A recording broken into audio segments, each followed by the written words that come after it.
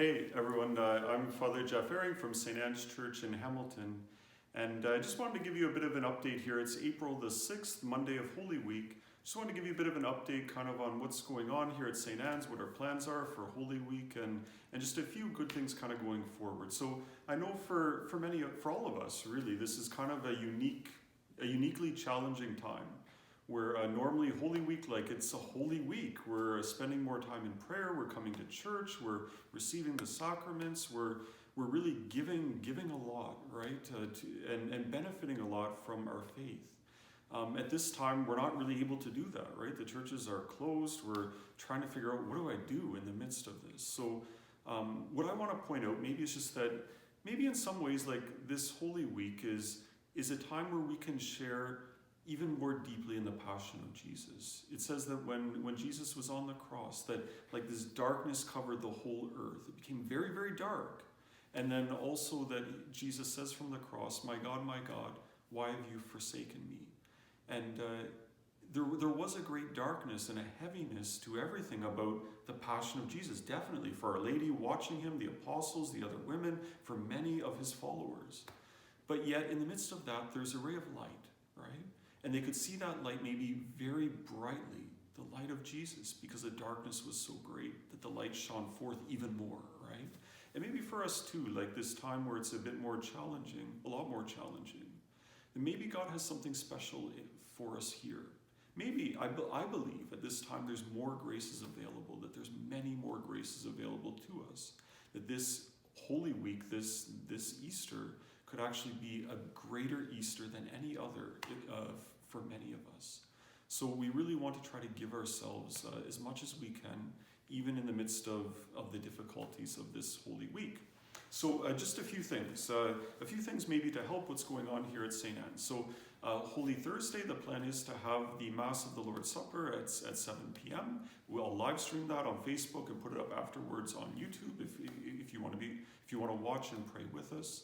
And then also on Good Friday, what my plan is, it's to have the Stations of the Cross. So what I'm going to do is record Stations of the Cross earlier on Friday, and I'll try to put that up on our Facebook and YouTube channel by about noon or 1 p.m., something like that. So if you're looking for the Way of the Cross from St. Anne's, we'll have that available so we can pray that on Good Friday. It will be filmed on Good Friday. At 3 o'clock in our diocese, we're not permitted to do the 3 o'clock liturgy. So I would encourage you, I believe the Pope's going to do it, and maybe through some of the other TV channels or links you can find a 3 o'clock liturgy. Do something at 3 o'clock, right? Do something. Watch the Stations of the Cross or participate online in the 3 o'clock liturgy. For Holy Saturday, is there anything happening Holy Saturday? Not really. Holy Saturday, we're waiting, right? We're waiting, yep. And then for Easter Sunday, what we'll have is just kind of a regular Mass schedule. It'll be live streamed, so I invite you to join us on Facebook. We'll have the English Mass 10 p.m. and the traditional Latin Mass at noon. And then I'll put those again up on our YouTube channel after they're finished. The Easter Sunday Mass in English is not at 10 p.m., it's at 10 a.m. So that's kind of our initial plan here for Holy Week. I just also want to give you an update on a few other really good things, some rays of light during this time from St. Anne. So one is with our St. Vincent de Paul group, really good, dedicated group. I've been in constant contact with them, just kind of trying to keep track of where are some of the poor people at in our area, those who are in need, and how can we help them the most, right? So St. Vincent de Paul, their thing normally is giving out the gift cards for grocery stores. And at this time, how they're doing that, trying to be safe as possible, is just basically taking them to the people's home and putting them in the mailbox or leaving them at the door somehow and letting them pick them up so there's no overlap, right, or no contact, just to be safe. So the main people who we have doing our St. Vincent de Paul, they're awesome and dedicated, but they're over 70.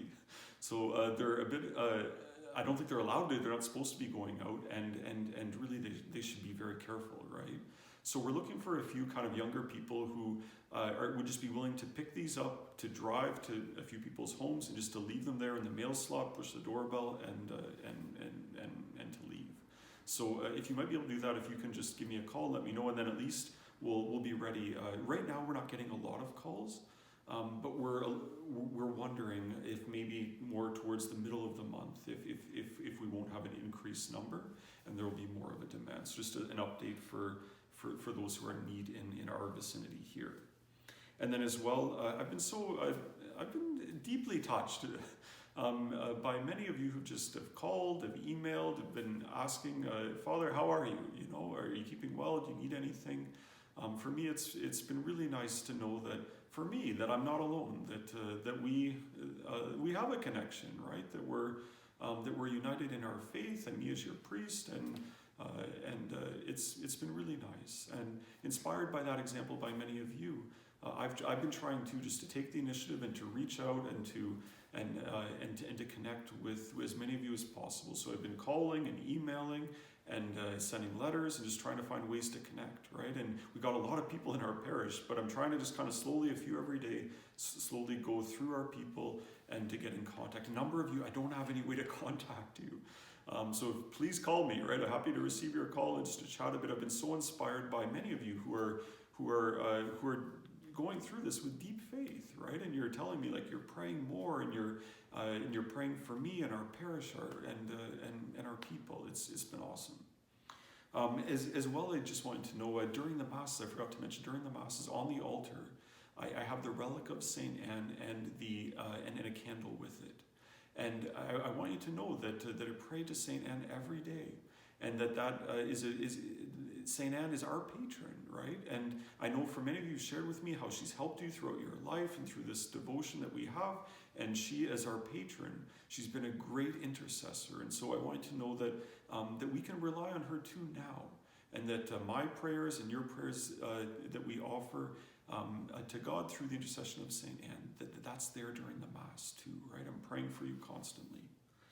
And then just a few other kind of good things. So one of them is we've been doing this kind of conference video call. Maybe some of you have been doing it with family, with friends, with nieces, nephews, grandchildren. I've been doing it with my family, with my niece and my two nephews, and it's been a lot of fun. It's been a really good way to stay connected, even though we can't be around each other.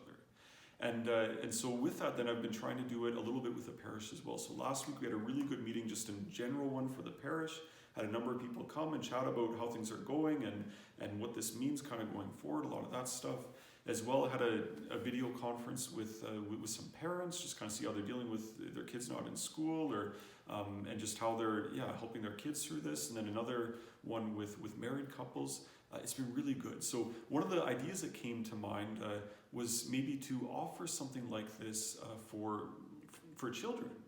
So we came up with this plan with some parents to offer like a kind of like a kids movie and chat with Father. That's what I'm calling it. So as a way to help kids who are, they're not going to school, they have challenges too in their own way.